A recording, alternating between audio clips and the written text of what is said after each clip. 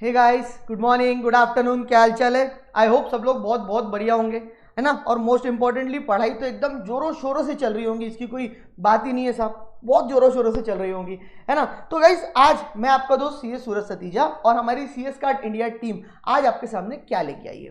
भाई साहब, आज हम आपके सामने लेके आए हैं जीएसटी के अमेंडमेंट्स। बेसिकली जीएसटी के अमेंडमेंट्स जो है, जो कि एप्लीकेबल रहेंगे दिसंबर 2020 के लिए, है ना। तो उसके रिगार्डिंग इंस्टीट्यूट ने गाइडलाइंस इशू कर दी है। इंस्टीट्यूट की वेबसाइट पे आप जाके एकेडमिक पोर्टल पे जाके आप वहां से उसको डाउनलोड कर सकते हैं। तो इंस्टीट्यूट ने वो गाइडलाइंस इशू कर दी है, तो वो गाइडलाइंस को ही ध्यान में रखते हुए ये वीडियो मैं आपके लिए क्या कर रहा हूँ, बना रहा हूँ, है ना। और अगर मैं इसके अंदर बोलूँ तो सर बहुत सारी चेंजेस है क्या, बहुत ज़्यादा अमेंडमेंट्स है क्या? नहीं, कुछ अमेंडमेंट्स है, लेकिन उसके अंदर से कुछ इंपॉर्टेंट अमेंडमेंट्स है। इसके लिए आपको वीडियो आखिरी तक देखना पड़ेगा। अगर आप आखिरी तक वीडियो देखेंगे तो आपको क्लैरिटी एकदम बढ़ जाएगी। और बट ऑब्वियस सी बात है, वीडियो अगर पसंद आता है तो हमको मोटिवेट करने के लिए, जैसे हम आपको मोटिवेट करते हैं, आप लोग हमको मोटिवेट करने के लिए वीडियो को क्या कर सकते हैं, लाइक कर सकते हैं। रुकेंगे और लाइक करके जाएंगे। खैर, तो अब बात करते हैं हम लोग किसकी, सबसे पहला वाला अमेंडमेंट की, सबसे पहले वाले चेंजेस की। क्या है वो?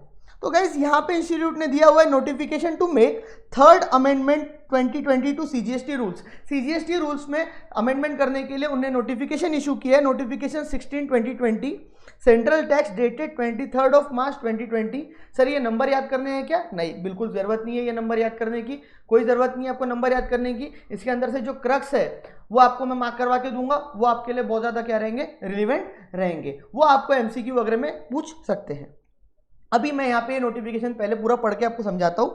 The central government hereby makes the following rules further to amend CGST rules 2017, namely this rules may be called central goods and service tax third amendment rules 2020। ये आज से कहलाए जाएंगे CGST third amendment rules 2020। Save as otherwise provided in this rule, they shall come into force from the date of their publication in the official gazette. जिस दिन वो official gazette में क्या पब्लिश होंगे, है ना, उस दिन से वो क्या होंगे, एप्लीकेबल होंगे। हम लोगों के लिए इतनी ज़्यादा lines to be very honest कोई काम की नहीं है ना। अगर हम एग्जाम पॉइंट ऑफ व्यू की बात करें, यहाँ पे मैं अमेंडमेंट जब लेता हूँ तो मैं यहाँ पे purely exam point of view की बात करूँगा। हाँ, रेगुलर क्लास में तो यार हम एक एक लाइन, एक एक वर्ड के ऊपर मगजमारी करते हैं, मतलब निकालते हैं, डिटेल में जाते हैं, बट अभी आप लोगों को इतने दिमाग लगाने की जरूरत नहीं है। इसमें सेकेंड लाइन जो है वो थोड़ी सी ज़्यादा काम की है। Second para, in the central goods and service tax rule 2017 year and refer to as the rules in rule 8 after sub rule 4 the following sub rule shall inserted. एक सब रूल इंसर्ट किया गया है, आपको वो सब rule ध्यान में रखना है। The applicant shall while submitting an application under sub rule 4 with effect from 1/4/2020 undergo an authentication of Aadhaar number for grant of registration. Basically ये जो स्टेटमेंट है यही सबसे ज़्यादा इंपॉर्टेंट है।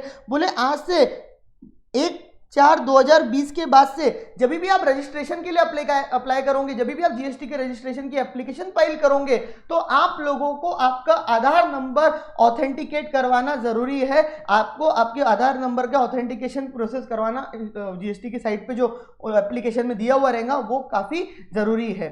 अगर आप सर हम अगर ऑथेंटिकेशन करा लेते हैं तो उसके बाद हमको रजिस्ट्रेशन क्या हो जाएगा, ग्रांट हो जाएगा, है ना। बट ऑब्वियस सी बात है, बाकी की जो प्रोविजंस है, बाकी की जो फॉर्मेलिटीज है वो आपको पूरी करनी पड़ेंगी। उसके साथ साथ आधार ऑथेंटिफिकेशन भी अब गवर्नमेंट ने क्या कर दी है, मैंडेटरी कर दी है।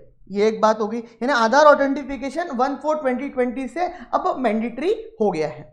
In this said rule, in rule 9 and in sub rule 1 with effect from 1/4/2020 the following sub rule shall inserted, namely एक और sub rule, provided that where a person other than those notified in 6D of 25 fails to undergo authentication. अगर आप fail हो जाते हो, आप authentication, आपका आधार number का फेल हो जाता है, authentication of Aadhaar number specified in sub rule 4A of rule 8, then the registration shall be granted only after the physical verification of principal place of business in the presence of said person not later than 60 days from the date of application।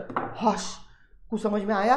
क्या समझ में आएगा sir, आप तो read कर रहे हो, सिर्फ ध्यान से समझना। अब समझाता हूँ, पहले रीड करना जरूरी होता है, इस तरीके से रीड करो। अब समझाता हूँ आपको। Provided that where a person other than those, जो 25 6D को छोड़ दूं अगर मैं, उसके अंदर का वर्ड है, उनको छोड़ के अगर आपका आधार ऑथेंटिकेशन फेल हो जाता है, मतलब आपने आधार ऑथेंटिकेशन करा है और वो आधार ऑथेंटिकेशन फेल हो गया आपका, तो उस केस में ऑफिसर आपकी प्रीमाइसेस का फिजिकल वेरिफिकेशन करेगा। यानी जो आपकी प्रिंसिपल प्लेस ऑफ बिजनेस है, जहां पे आपका बिजनेस कंडक्ट हो रहा है, ऑफिसर उसका क्या करेगा, फिजिकल वेरिफिकेशन करेगा। ये एमसीक्यू में पूछ सकते हैं।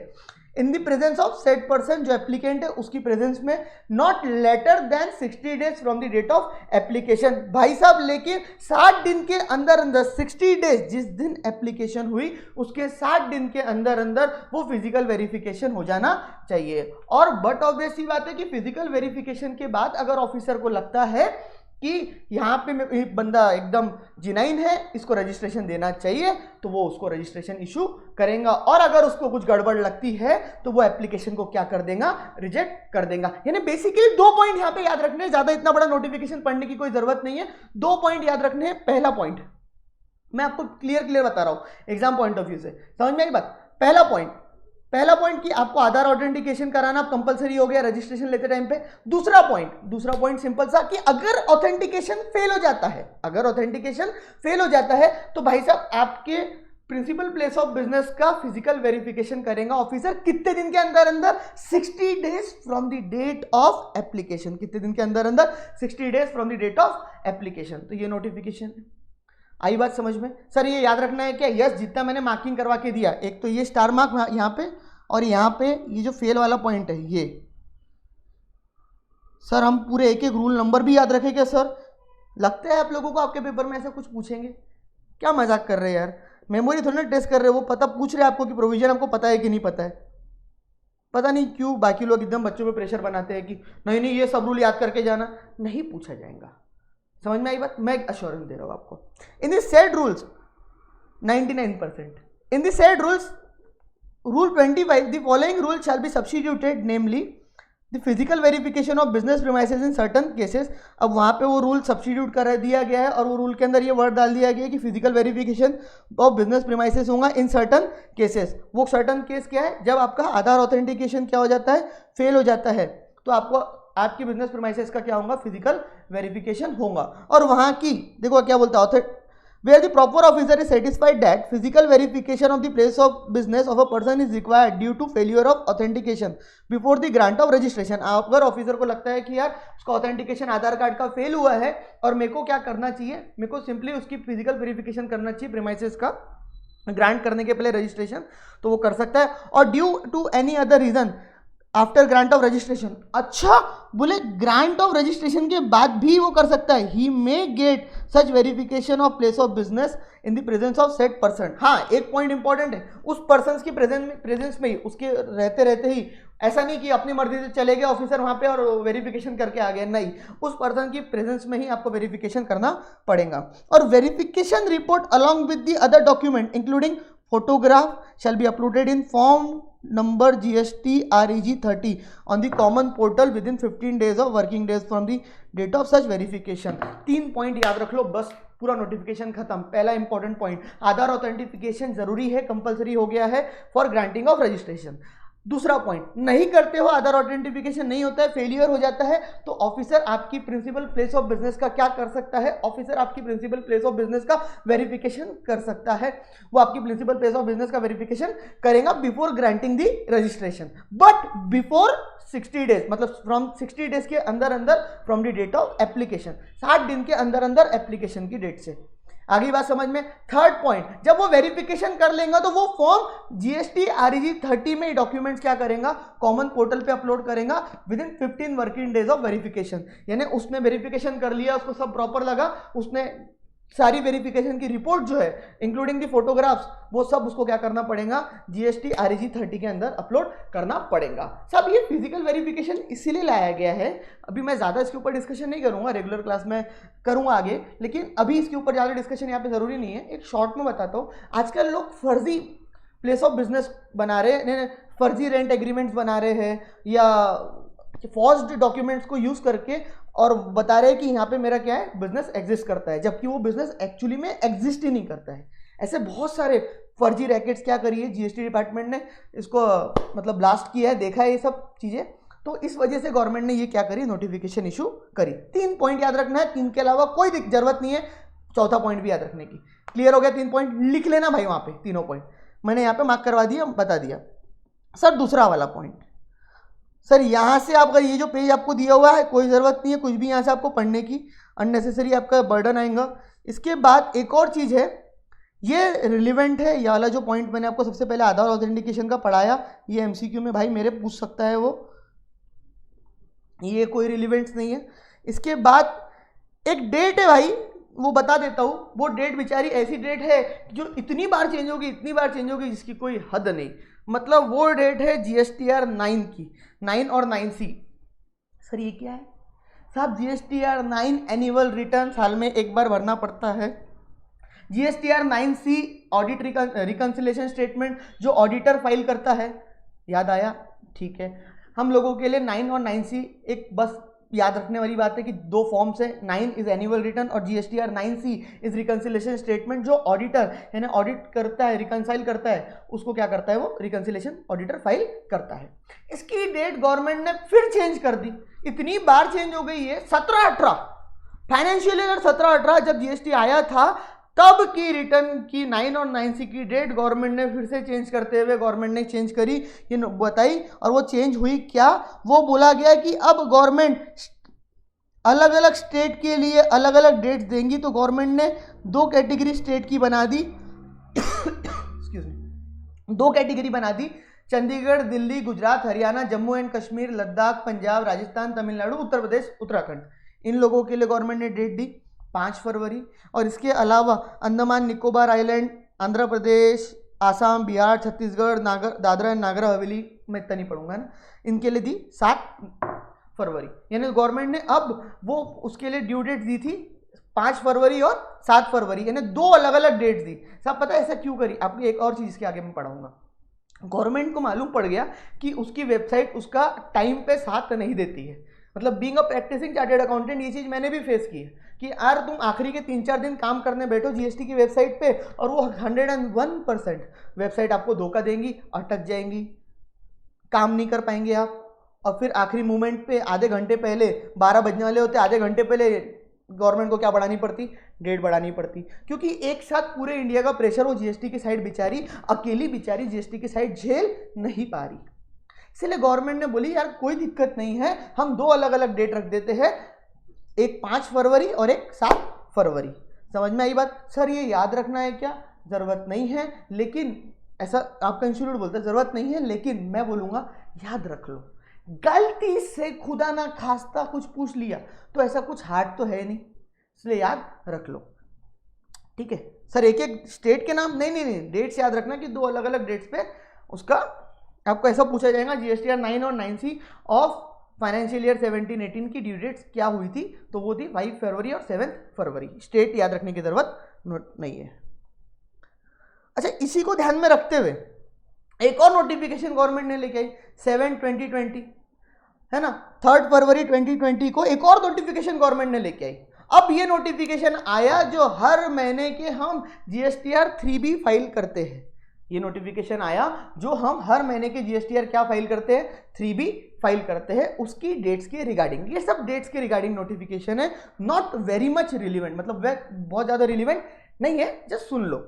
अब गवर्नमेंट ने यहाँ पे भी क्या करी, notification issued to prescribe due date for filing return of form 3B in staggered manner. अलग अलग डेट्स पे गवर्नमेंट ने क्या करी, यहाँ पे GST की ड्यू डेट्स को रख दी। अभी तक आप लोगों को पता होगा कि GST की जो ड्यू डेट्स होती थी वो होती थी 3B की ड्यू डेट नेक्स्ट मंथ की 20th, यानी अगर अप्रैल का आपको GSTR 3B फाइल करना है तो आपके लिए ड्यू डेट होंगी नेक्स्ट मंथ, मतलब मई की 20th।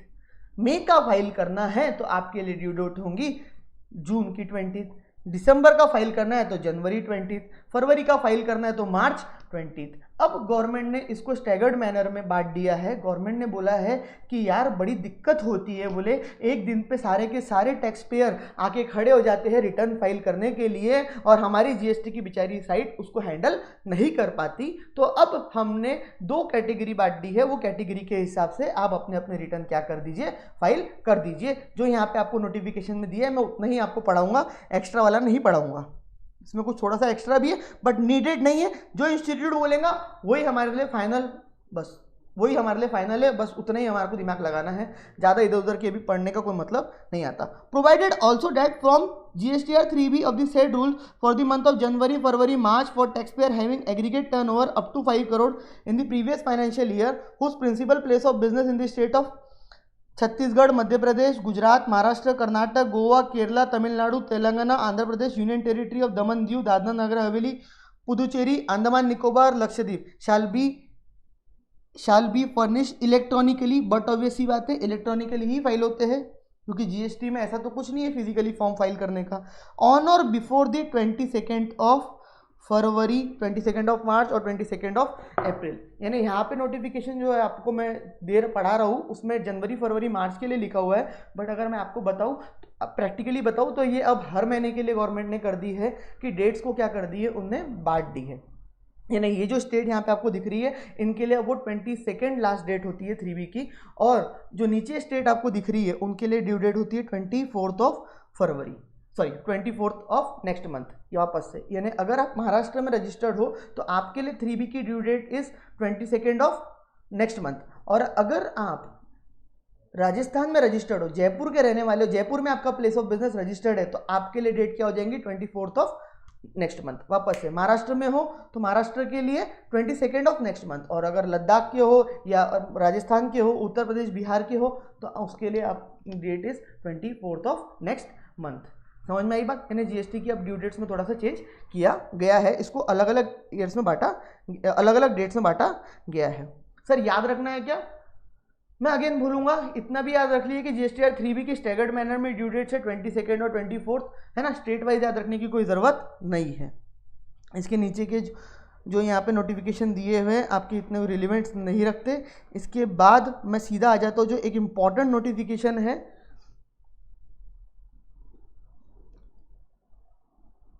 जो एक इंपॉर्टेंट चेंज है नोटिफिकेशन है उसके ऊपर, और उससे रिलेटेड आपके साथ मैं क्या करता हूँ यहाँ पे डिस्कशन करता हूँ। एक्चुअली कंपोजिशन स्कीम में, कंपोजिशन स्कीम आप लोगों को पता होगा कि कंपोजिशन स्कीम में कुछ चेंजेस आए हैं, हल्के से एकदम माइनर से। हो सकता है कि ये आप लोगों के जैसे मेरे लेक्चर से मैंने कवर किया था ऑलरेडी ये, है ना, तो हो सकता है कि आपके प्रोफेसर्स ने कवर किए होंगे, बट जो इंस्टीट्यूट ने यहाँ पे दिया है मैं आपको साथ वो चीज़ यहाँ पे क्या करूँगा, डिस्कस करूंगा। तो ये लास्ट पार्ट यहाँ पे हम डिस्कस करेंगे जो कि किसके ऊपर है, कंपोजिशन स्कीम के ऊपर। जितना मैंने बोला उतना ही नीडेड है जीएसटी के लिए पढ़ने के लिए, उसके अलावा और कुछ आपके लिए नीडेड नहीं है। ये गाइडलाइंस में इतना ही आपको क्या करना है, पढ़ना है। तो ये लास्ट इंपॉर्टेंट पॉइंट जो है किसका, कंपोजिशन स्कीम का, वो मैं आपके सामने क्या करता हूँ, वो भी डिस्कस करता हूँ। सब पहले तो मेरे को एक शॉर्ट में बता दो कि कंपोजिशन स्कीम किन किन लोगों के लिए है, छोटा सा मैं उसके ऊपर डिस्कशन लूंगा। कंपोजिशन स्कीम साहब उन लोगों के लिए होती है जिनका पिछले साल में टर्नओवर 50 लाख नहीं, जिनका पिछले साल में टर्नओवर 1.5 करोड़ के नीचे है। मतलब ऐसे बंदे जिनका प्रीसीडिंग फाइनेंशियल ईयर में टर्नओवर 1.5 करोड़ के नीचे होता है। 1.5 करोड़ लिमिट है, याद रखना। 50 लाख स्टार्टिंग में थी, बढ़ बढ़ के बेचारी अब कितनी हो गई है, 1.5 करोड़ तक हो गई है। आई बात समझ में? तो जिनका प्रीसीडिंग फाइनेंशियल ईयर में 1.5 करोड़ रुपए टर्नओवर है, वो करंट फाइनेंशियल ईयर में, ये ईयर में पिछले साल में 1.5 करोड़ है, तो वो पिछले साल की बात नहीं कर रहा है, पिछले साल के बेसिस पे वो करंट ईयर में कंपोजिशन स्कीम का क्या ले सकते हैं, बेनिफिट ले सकते हैं। तो मान लो पिछले साल किसी का टर्नओवर 1 करोड़ 20 लाख था, तो इस साल वो कंपोजिशन स्कीम के लिए बेनिफिट 1 अप्रैल से ले सकता है। 1 अप्रैल से वो ही क्या कर सकता है, बेनिफिट ले सकता है। क्लियर होगी बात? ओके। अब वो इसका बेनिफिट 1 अप्रैल से ले सकता है कौन, जो भी बंदा है जिसका टर्नओवर 1.5 करोड़ के नीचे था। बट ये जो 1.5 करोड़ की लिमिट है, ये लिमिट के अंदर एक और चीज है, और वो लिमिट है स्पेशल कैटेगरी ऑफ स्टेट्स के लिए 75 लैक्स। यानी अगर मैं स्पेशल कैटेगरी ऑफ स्टेट्स की बात करूं तो उनके लिए ये लिमिट कितनी है, 75 लैक्स है। सर उनके लिए 75 लैक्स क्यों? बेटा वो छोटी छोटी स्टेट्स है, इसीलिए उनके गवर्नमेंट ने, मतलब गवर्नमेंट ने उन लोगों को बोला है कि आप लोग चाहो तो लिमिट 75 लाख रख सकते हो, आप 75, आप आधी लिमिट रखो। सर ऐसा क्यों? क्योंकि उनके यहाँ पैसा कहाँ से आएगा, छोटी स्टेट्स है। अगर 1.5 करोड़ वाले जो लोग टर्नओवर अगर वो कंपोजिशन के लिए रखती है, तो मेजॉरिटी उनके जो बंदे हैं, जो मेजोरिटी उनके यहाँ जो व्यापारी है ना, बिजनेस पर्सन है, वो सब किसके अंदर कवर हो जाएंगे, वो 1.5 करोड़ की लिमिट के अंदर कवर हो जाएंगे। तो इसीलिए क्योंकि वो स्टेट ज़्यादा बड़ी नहीं है, इसीलिए स्पेशल कैटेगरी स्टेट्स के लिए ये जो लिमिट है कितनी रखी गई है, 75 लाख। वापस से मैं बोल रहा हूँ, लिख देता हूँ। बाकियों के लिए, ऑल के लिए कितनी लिमिट है, लेस देन और इक्वल्स टू 1.5 करोड़।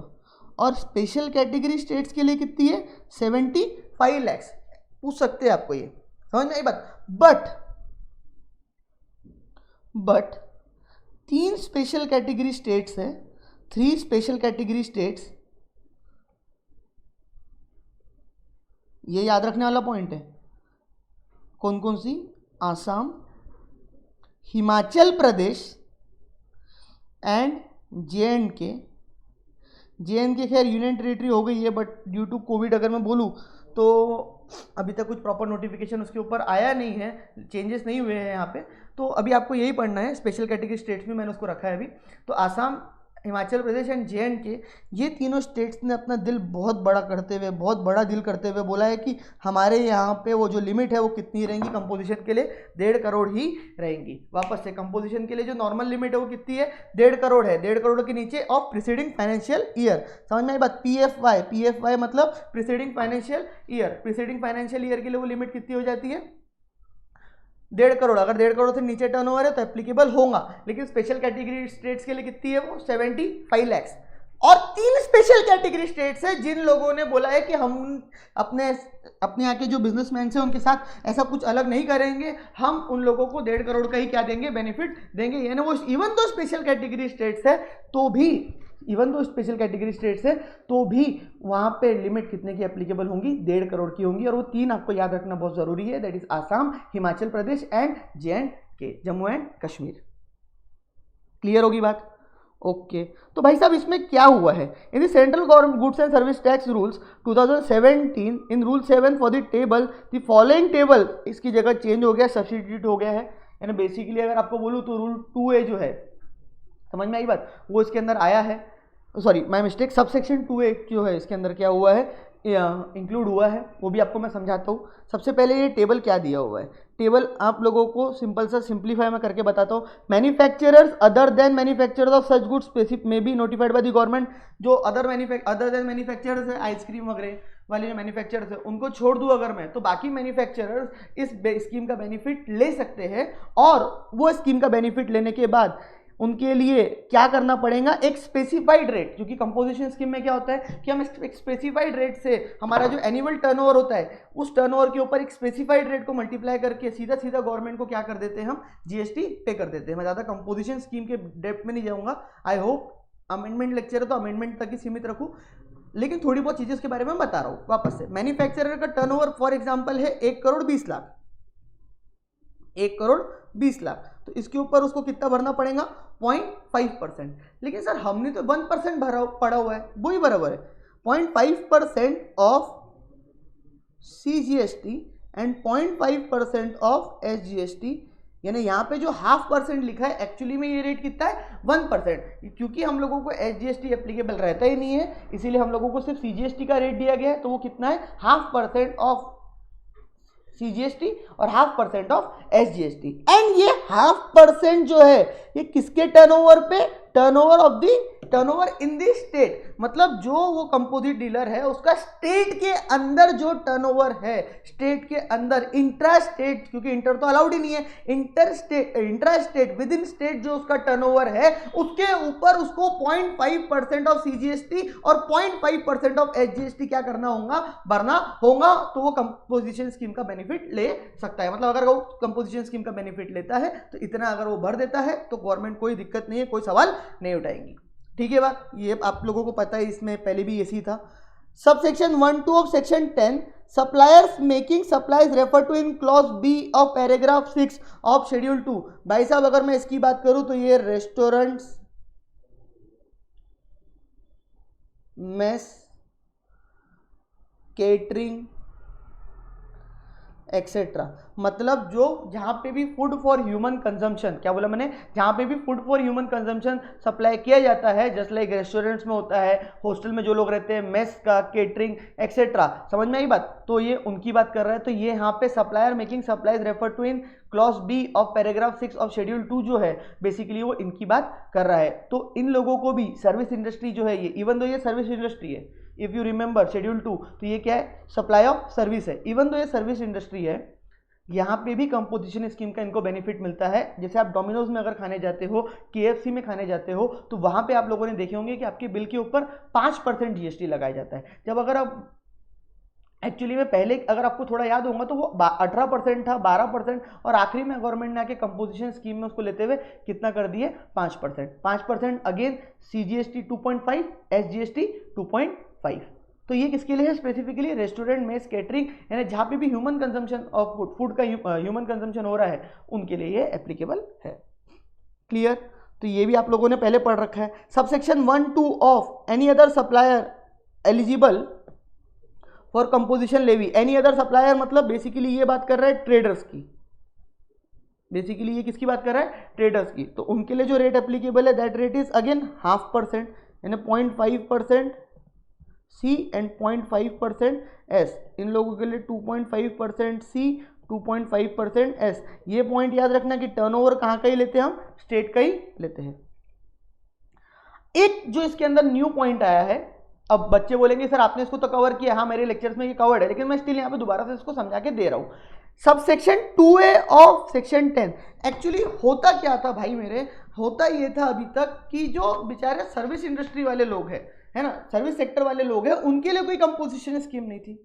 तो गवर्नमेंट ने अब उन लोगों के लिए भी क्या लेके आ गई है, कंपोजिशन स्कीम लेके आ गई है। अगर आप यहाँ पे देखोगे तो यहाँ पे मैन्युफैक्चरर ऑफ गुड्स कवर्ड है, सप्लायर ऑफ सर्विसेज सिर्फ कौन से वाले केस में, रेस्टोरेंट, केटरिंग और मेस, ये स्पेसिफिक सर्विस के लिए कंपोजिशन एप्लीकेबल है 2.5 के रेट से, समझ में आई बात। और दूसरा अगर मैं देखूंगा तो ट्रेडर ऑफ गुड्स, जो गुड्स का ट्रेडर है उनके लिए कवर्ड है।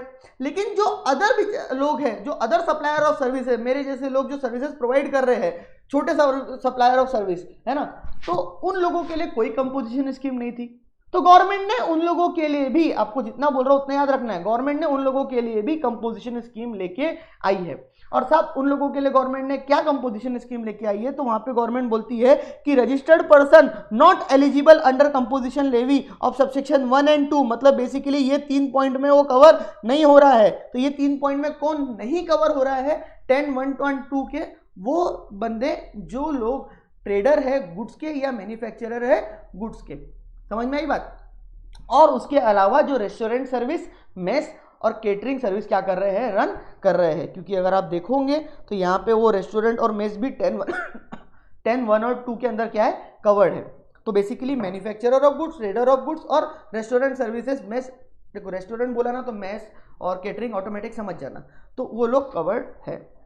उनको छोड़ दूं अगर मैं, तो उसके अलावा जो भी लोग हैं, तो बेसिकली कौन बचा, सप्लायर ऑफ सर्विस, उन लोगों के लिए गवर्नमेंट कंपोजिशन स्कीम लेके आई है। और गवर्नमेंट बोलती है कि हम उनसे कितना लेंगे, 3% of the turnover of taxable supplier of goods and services in the state, मतलब उनसे कितना लिया जाएगा, 3% जीएसटी लिया जाएगा, 3% again CGST, 3% again S GST. But ये सबके लिए नहीं है, ये उन लोगों के लिए जिनका टर्नओवर, जो सप्लायर और सर्विस कितने के नीचे है, 50 लाख के नीचे है। मतलब इनके लिए जो लिमिट है ये आज भी कितनी है, 50 लाख ही है, इसमें कोई चेंज नहीं है। मतलब यहाँ पे लिमिट जो है वो 50 लाख है, इनकी 1.5 करोड़ लिमिट नहीं है। अगर उनका 50 लाख से नीचे है तो वो छोटी कैटेगरी में आते हैं और उनके लिए 3% सीजीएसटी, 3% एसजीएसटी उनको कंपोजिशन में अगर वो चाहते हैं बेनिफिट लेना तो वो इतना पे कर दे, गवर्नमेंट उससे कोई सवाल जवाब नहीं पूछेंगी। हाँ, बेनिफिट्स ऑफ मतलब जो नॉर्मल टैक्स पेयर के बेनिफिट्स होते हैं वो लोग क्रेडिट ले पाएंगे क्या, नहीं, बिल्कुल क्रेडिट नहीं ले पाएंगे,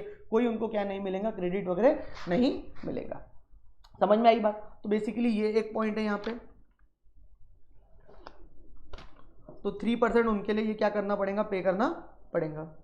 तो ये पॉइंट एकदम क्लियर हो गया। अब बच्चे मेरे को कुछ डाउट्स पूछते हैं, मैं उसको भी एक क्लैरिटी दे देता हूँ कंपोजिशन स्कीम से रिलेटेड कि सर मान लो अब करंट फाइनेंशियल ईयर चल रहा है हमारा, मैं बोला बराबर, तो बोले सर जैसे मेरा लास्ट फाइनेंशियल ईयर में लिमिट जो थी वो 1.5 करोड़ या 50 लाख वाली लिमिट जो आप बोल रहे हो है ना, उसके नीचे थी, यानी 10(1)(2) या 10(2) है, 10(1)(2) की लिमिट इज 1.5 करोड़ और 10 2A की लिमिट जो है दैट इज 50 lakhs। तो सर वो जो लिमिट थी मेरी वो बराबर थी, वो लिमिट के नीचे थी मेरा टर्नओवर लास्ट ईयर, मतलब है ना, वो मान लो आप 1 करोड़ था गुड्स के केस में, वो 1 करोड़ था, तो मैंने करंट ईयर में कंपोजिशन स्कीम का बेनिफिट ले लिया। लेकिन सर पहला पॉइंट, हो सकता है ना कि जो करंट ईयर मेरा है उसमें मेरा टर्नओवर जो है वो 1.5 करोड़ को क्रॉस कर जाए।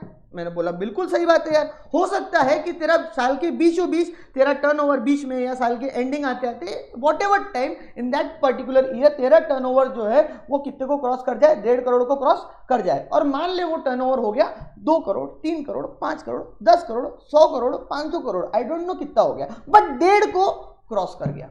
तो सर ऐसे केसेस में भी क्या मैं कंपोजिशन का बेनिफिट ले पाऊंगा? तो आंसर इज, ध्यान से सुनना, answer is yes, but only up to 1.5 crore और 50 लाख एज दी केस में भी, यानी 1.5 करोड़ अगर आप मैन्युफैक्चरर और गुड्स के डीलर हो तो, ट्रेडर हो तो, और 2A में कवर होते हैं सर्विसेज वाले हैं तो उनके लिए 50 लाख। यानी क्या बोलना चाह रहा हूँ ध्यान से समझना, यानी बेसिकली अगर मैं बोलूँ आप लोगों को तो फॉर एग्जाम्पल ये आपका पिछला साल था, प्रीसीडिंग ईयर,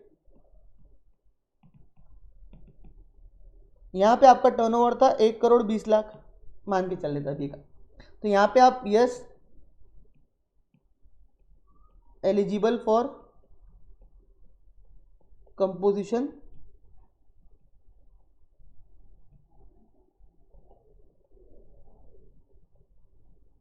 स्कीम, ठीक है। बट अब जो करंट ईयर आपका चल रहा है, सपोज इसको मैं पकड़ लेता 18-19 और ये हो गया मेरा 19-20, अब मेरा जो टर्नओवर है वो, एक सेकंड, जो मेरा टर्नओवर है वो 15 दिसंबर 2019 को कितना क्रॉस हो जाता है, क्रॉस 1.5 करोड़। तो यानी ये पूरा साल का टर्नओवर जो है मेरा वो कितना हो जाता है, फॉर एग्जांपल 2 करोड़ हो जाता है। और ये कब क्रॉस कर गया, 15 दिसंबर को ये टर्नओवर 1.5 करोड़ को क्रॉस कर गया। तो सर ऐसे केसेस में मैं क्या करूंगा? तो भाई साहब एक सिंपल सा आंसर है इसका, ऐसे केसेस में आप यहां पे जो देख रहे हो, एक सेकंड, यहां जो आप देख रहे हो ऐसे केसेस में आप लोगों को जब तक आपका टर्नओवर 1.5 करोड़ तक था तब तक वो 1.5 करोड़ तक के टर्नओवर पे आप कंपोजिशन के रेट से गवर्नमेंट को पेमेंट कर सकते हो। बट जैसे ही जो डेट पे वो क्रॉस हो जाता है, जैसे 15 दिसंबर को ये क्रॉस हो गया, तो उसके बाद के सारे टर्नओवर्स के ऊपर आपको नॉर्मल स्कीम, मतलब नॉर्मल रेट जो है आपके 5, 12, 18 और 28, समझ में आई बात, 5, 12, 18 और 28 जो आपके नॉर्मल रेट्स है उससे ही आपको जीएसटी क्या करना पड़ेगा, पे करना पड़ेगा। और आपके कंपोजिशन स्कीम के सारे बेनिफिट्स क्या हो जाएंगे, खत्म, और नॉर्मल स्कीम के बेनिफिट्स और एडवांटेजेस डिसएडवांटेजेस सब वो डेट से क्या हो जाएंगे, चालू हो जाएंगे। तो यानी अगर मैं यहां पे बोल रहा हूं तो आप कंपो रेट से इसमें क्या कर सकते हो,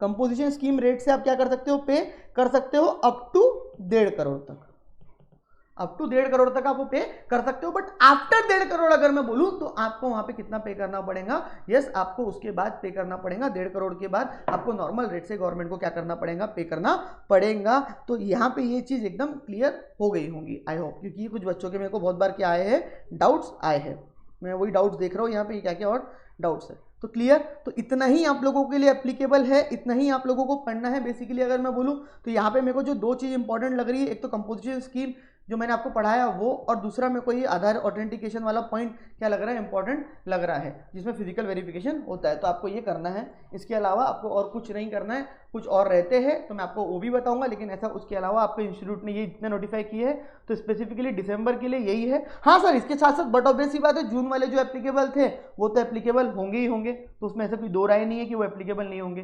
तो कुछ नोटिफिकेशन मेरे को आपके साथ डिस्कस करना था, जो मैंने आज यहाँ पे वीडियो बना के आपके साथ क्या कर दिया है, डिस्कस कर दिया है। अगर आपको वीडियो पसंद आई होंगी भाई साहब, तो अगेन बोलते रहता हूँ, हमारे चैनल को सब्सक्राइब करो ताकि आपको ऐसे वीडियोस के नोटिफिकेशंस आते रहें, और साथ ही साथ वीडियो और पसंद आई हो तो लाइक कर दो, कमेंट कर दो। ठीक है guys, thank you so much, bye.